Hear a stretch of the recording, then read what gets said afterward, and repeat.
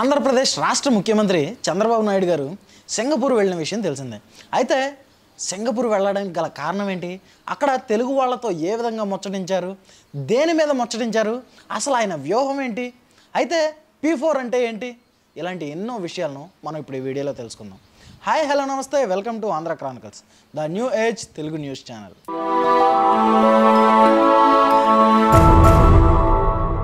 ఆంధ్రప్రదేశ్ ముఖ్యమంత్రి నారా చంద్రబాబు నాయుడు గారు, ఐటీ శాఖ మంత్రి నారా లోకేష్ గారు, ఇంకా తదితర మంత్రులు ఎవరైతే ఉన్నారో వీళ్ళంతా సింగపూర్ వెళ్ళిన విషయం తెలిసిందే. అయితే మనం వెనక నుంచి వద్దాం. వెనక నుంచి అంటే ప్రతి రాజకీయ నాయకుడికి ఒక సపరేట్ స్టైల్ ఉంటుంది రాజకీయాల్లో. దానిలో భాగంగానే ఆ రాజకీయ నాయకుడికి కొంతమంది ఫ్యాన్స్ అనేవాళ్ళు ఉంటారు. ఓ రకంగా ఏ విధంగా చెప్పుకోవచ్చు అంటే రాజశేఖర్ రెడ్డి గారికి కొంత సపరేట్ ఆయన చేసిన పనులు కానీ, ఆయన చేసినటువంటి పథకాలు కానీ, విధానాలు కానీ ఏవైతే ఉన్నాయో ఆయనకి కొంతమంది అభిమానులు ఉన్నారు. వైఎస్ జగన్మోహన్ రెడ్డి గారిని చూసుకుంటే ఆయన చేసే పనులు కానీ, లేదా ఆయన తెచ్చినటువంటి పథకాలు కానీ ఆయనకి కొంతమంది అభిమానులు ఉండే అవకాశం ఉంది. అలాగే పవన్ కళ్యాణ్ గారు చూసుకుంటే ఆయన రాజకీయ విధానాలు కానీ, ఆయన ఆలోచన విధానం కానీ, ఆయన చేసేటువంటి రాజకీయం కానీ నచ్చి ఆయనకి సపరేట్ కొంతమంది అభిమానులు ఉన్నారు రాజకీయాల పరంగా. మరి రాజకీయాల యందు చంద్రబాబు రాజకీయం వేరయ్యా అని ఎందుకంటున్నానంటే, నారా చంద్రబాబు నాయుడు గారు గతంలో 1999, 2000, 2001, 2002, 2003 ఈ టైంలో దేశంలో ఎక్కడా కూడా ఐటీ అనేది అభివృద్ధి చెందలేదు, అసలు లేదు. మరి అలాంటి టైంలో ఆయన విజనరీతో, ఆయన రాజకీయాలతో, ఆయన ముందు చూపుతో ఉమ్మడి ఆంధ్రప్రదేశ్కు ఐటీని తెచ్చి, మైక్రోసాఫ్ట్ను పట్టుబట్టి తెచ్చి ఉమ్మడి ఆంధ్రప్రదేశ్ క్యాపిటల్ అయినటువంటి హైదరాబాద్లో మైక్రోసాఫ్ట్ను స్థాపించినటువంటి ఘనత నారా చంద్రబాబు నాయుడు గారికి దక్కింది.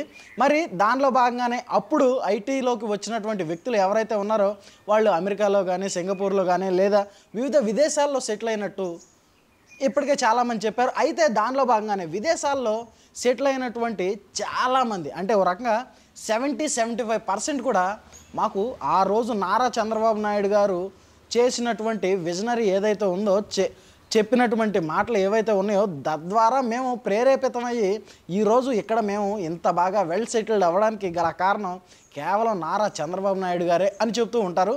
మనం చాలా సందర్భాల్లో చూసాం. మరి ఇప్పుడు సింగపూర్ వెళ్ళారు నారా చంద్రబాబు నాయుడు గారు. ఎవరైతే ఆ చుట్టుపక్కల సింగపూర్లో సెటిల్ అయినటువంటి తెలుగు వాళ్ళు ఎవరైతే ఉన్నారో సుమారు ఒక 40,000 మంది తెలుగు వాళ్ళే ఉన్నారంట. ఆంధ్రప్రదేశ్ కానీ, ఈ తెలంగాణ కానీ, ఈ 2 తెలుగు రాష్ట్రాల నుంచి వెళ్ళి సెటిల్ అయినటువంటి వ్యక్తులు.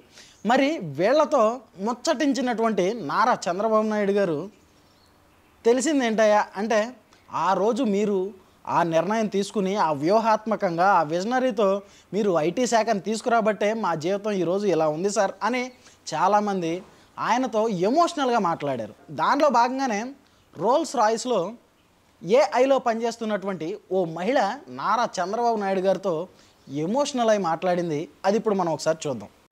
Just for information, because of your visionary, now I'm working for Rolls-Royce as a senior IT program manager. And I wish that Rolls-Royce should come to AP to create employment, and I'll do my best. I'm working now in artificial intelligence as well as SAP ERP applications. I'm leading a cloud team, sir. And I'm privileged to say that it's all your visionary that made me to stand here and speak here. Okay, ma, very good. Congratulations. గట్టిగా చప్పట్లు కొట్టి అభినందించండి. Artificial intelligence లో పనిచేస్తా ఉంది, కానీ అభిమానం ఉంది. నాకు మాత్రం మీరు డబ్బులు ఇవ్వడం లేదమ్మా. That's the reason, sir. I really wish that Rolls-Royce should come over to AP to start its fleet of workmanship to create engines. Yes. I'll do my best. And there is a delegate coming on next week, 4th of August, from our headquarters. I wish I could speak to them. కనీసం అమ్మా నాకు నా మీద గౌరవంతో ఒక పని చేయి. చెప్పండి సార్. మీ ఇంటి పక్కన ఉండేవాళ్ళు నీకంటే పేదవాళ్ళు ఉంటారు. ఒక 2-3 కుటుంబాలు నీ శక్తి మేరకు P4 కింద తీసుకొని వాళ్ళు కూడా పేదరికం నుంచి పైకిదా, అదే నాకు చాలు. Definitely, sir. And besides this, we also have passion. That's the reason we have started together with a group of friends an event management company and creating employment for some of the people here in Singapore. Thank you అమ్మా. చూశారు కదా, ఇది ఆవిడ మాట్లాడినటువంటి మాటలు.